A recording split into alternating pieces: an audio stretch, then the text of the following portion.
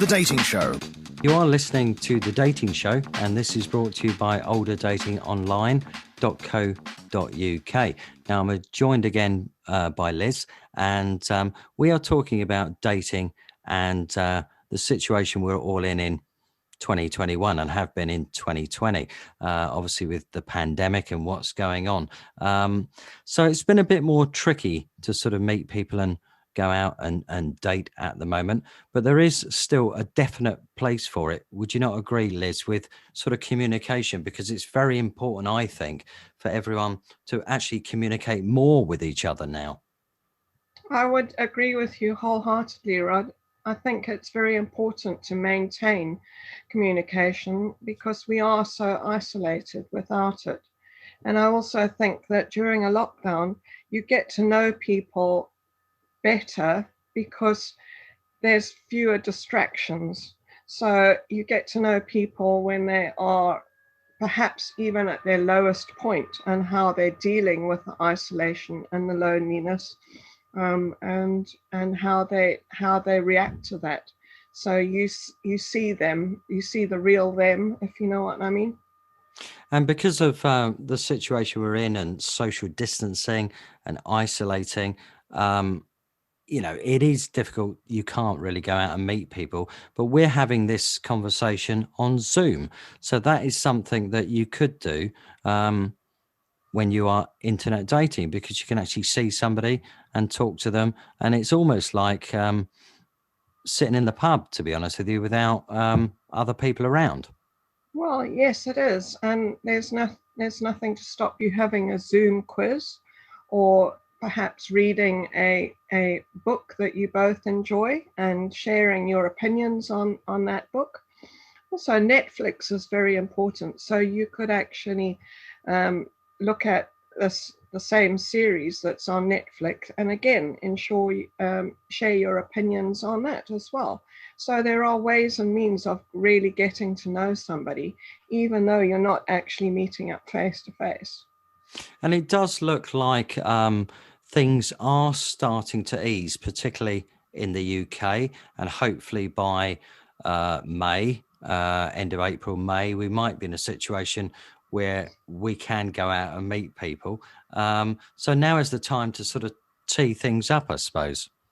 Well, yes, because then you've got to know that person in a real manner, maybe not face to face, but in reality without all the distractions. And let's face it, with lockdown, a lot of people don't have spare money to spend on restaurants and going to pubs and going to the theatre, etc. So you can make your own entertainment on Zoom. And there's nothing to stop you having a meal and having a romantic meal on Zoom, and you can have whatever you want to eat, and your date can have whatever they want, and it's much cheaper, quite frankly, and the conversation can be just as enjoyable. And there's no taxi, there's no tip afterwards to spend, there's no parking fees. It's a win-win situation. Absolutely. But I think it's important to sort of say as well, when you are internet dating, it's better. You have discussed this before. It's better to sort of suss people out first and then go through it step by step by maybe sending a text, then maybe possibly an email, and then moving on to something like Zoom or Skype. Oh yes, definitely. I can't agree with I agree with that totally, because it's much safer. You really get to know that person, and in fact, when you do meet up or have the opportunity to meet up face to face, you will know that person far better than you would if you've just exchanged a few emails or spoken over the phone.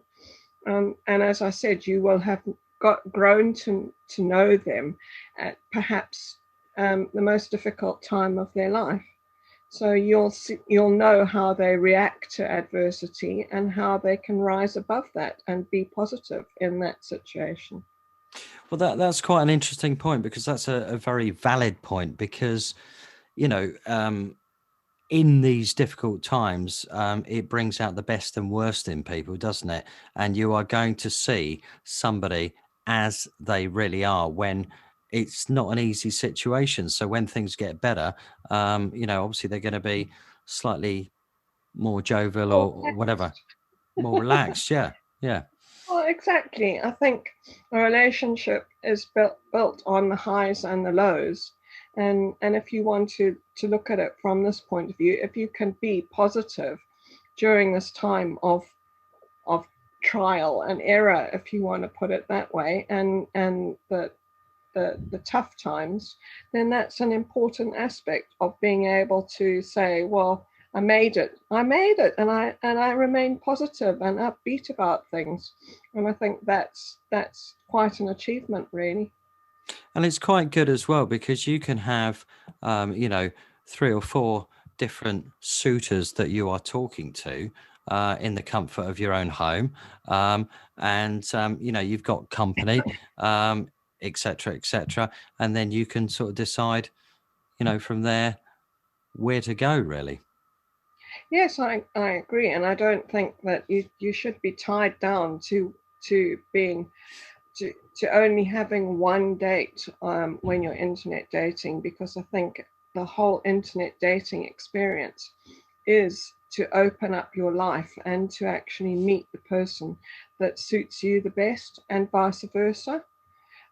So becoming too exclusive right at the onset is not a good idea, because you don't know that person until you have really got to spent some time together and seen them at their good and their bad stages in life.